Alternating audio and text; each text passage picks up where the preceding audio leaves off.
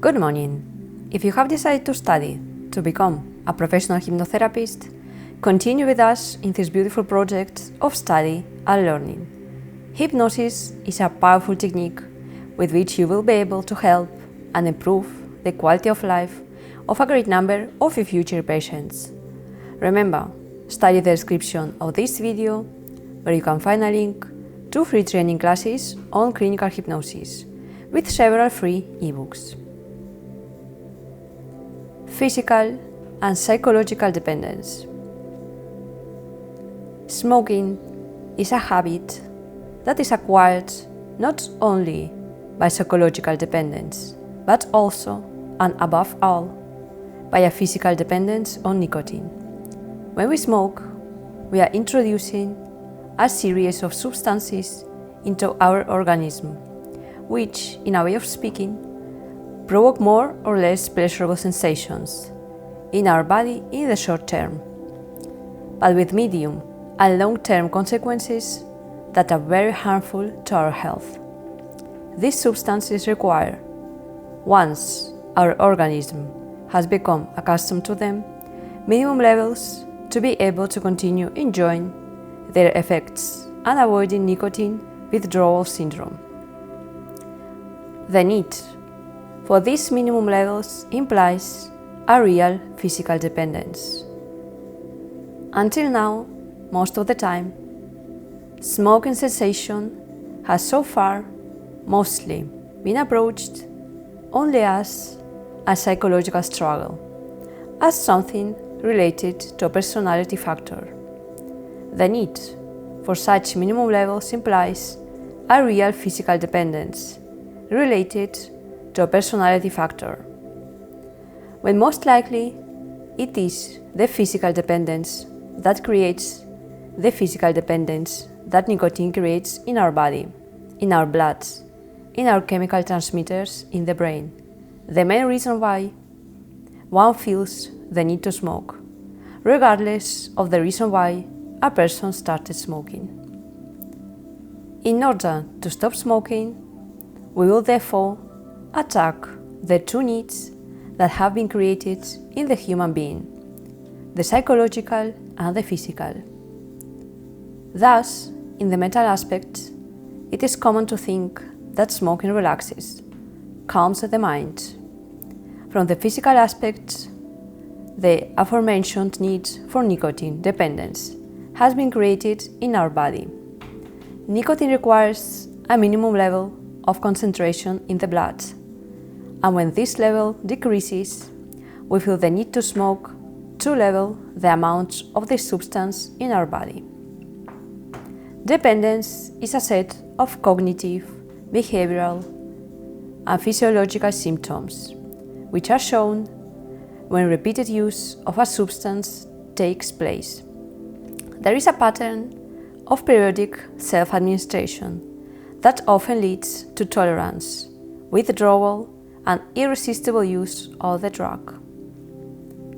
Tolerance is the compulsion to require progressively increasing doses of the substance to achieve the desired effects, or alternatively, the reduction in the effects of an equivalent dose after continued use of the drug. Withdrawal, as I mentioned above, is a set of signs and symptoms, usually unpleasant, that occur when nicotine withdrawal occurs.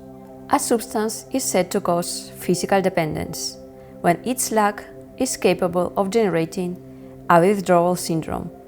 Usually, the withdrawal syndrome of a drug usually incorporates the symptoms and signs that are contrary to the pleasurable effects that are achieved by the administration of that substance. On the other hand, the compulsive need to use a substance, which is in the nature of any dependence, is understood as physical dependence, which in this case depends to a large extent on the personality makeup of the individual smoker.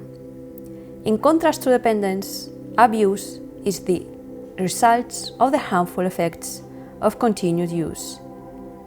But its diagnosis does not require the environment of tolerance, abstinence, and craving. Quitting smoking is easy. I've done it 1,000 times. Mark Twain. It has been proven that more than 90% of those who try to quit smoking on their own fail within a year. Most fail within the first week. Today, the most effective alternative are therapies that target physical and psychological dependence. In this book, we are going to change that percentage of failures, as we will teach you several methods and an important suggestion to make everything easier to achieve now. It is likely that, like most people who smoke, you would light up your first cigarette without having a cigarette. You lit up your first cigarette without having a very clear reason to do so. Nor did you know exactly what the consequences of such decision would be. Do you remember your first cigarette? You are no exception.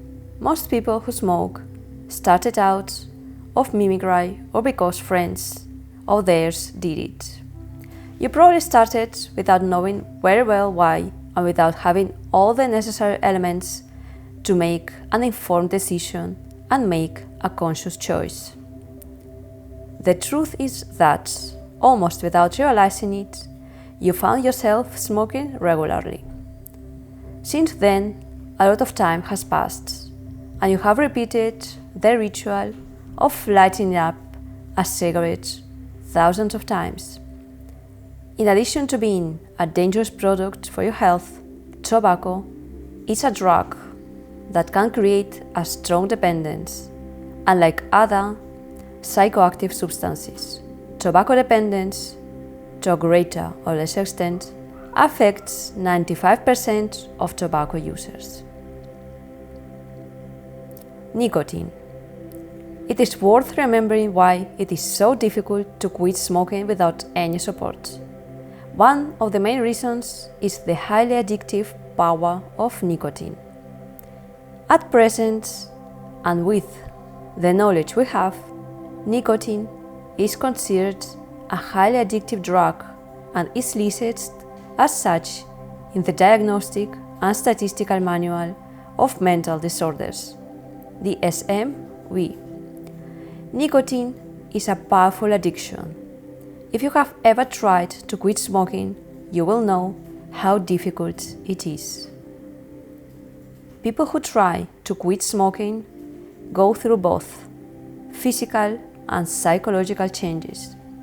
However, with the guidance in this book, quitting smoking will now be easier, faster, and for good.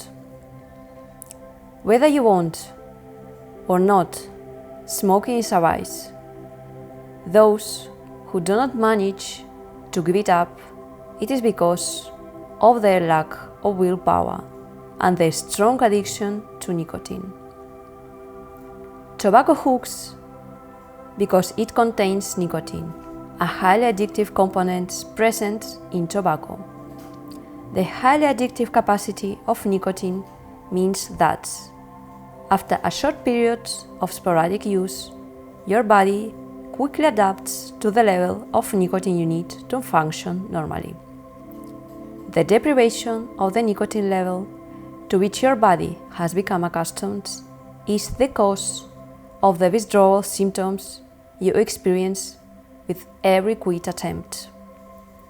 Smoking reinforces the addictive power of nicotine by making it much easier to repeat the smoking behavior thousands of times. So much so that you now find it impossible to live without smoking. All of these aspects are met with nicotine, so we can say that nicotine is a psychoactive drug that generates dependence, giving rise to certain behaviors and facilitating the appearance of specific physical signs and alterations. One of the characteristics of nicotine is generating its addictive capacity, is its speed of absorption and the intensity of the effects provoked. Nicotine levels are detected in the brain within 8 seconds of inhaling cigarette smoke. When nicotine interacts with neuronal receptors located in the mesolimbic dopaminergic system, neurotransmitters are released, triggering a series of pleasurable and positive reinforcing effects that are responsible for the generation of dependence. When tobacco is smoked, nicotine is absorbed by the lungs and quickly passes into the bloodstream, where it circulates throughout the brain. This all happens very quickly. In fact, as mentioned above, nicotine reaches the brain within about 8 seconds of inhaling tobacco smoke. Nicotine can also enter the bloodstream through the mucous membranes lining the mouth when chewing tobacco, through the nose if snuff is used, or even through the skin. Nicotine affects the whole body. It acts directly on the heart, altering heart rate and blood pressure. It also acts on the nerves that control breathing, changing breathing rhythms. In high concentrations, nicotine is deadly. In fact, 1 drop of purified nicotine on the tongue can kill a person. It is so lethal that for centuries it had been used as a pesticide. If you're interested in learning more about clinical hypnosis, watch our next video. How does nicotine act on the brain? Remember to study the description of this video, where you can find a link to free training classes on clinical hypnosis with several free ebooks. If you have questions, ask them in the comment area on this topic and many others we'll talk about in the channel and in the videos that we'll publish. So, if you're interested, don't miss our next videos. Thank you very much.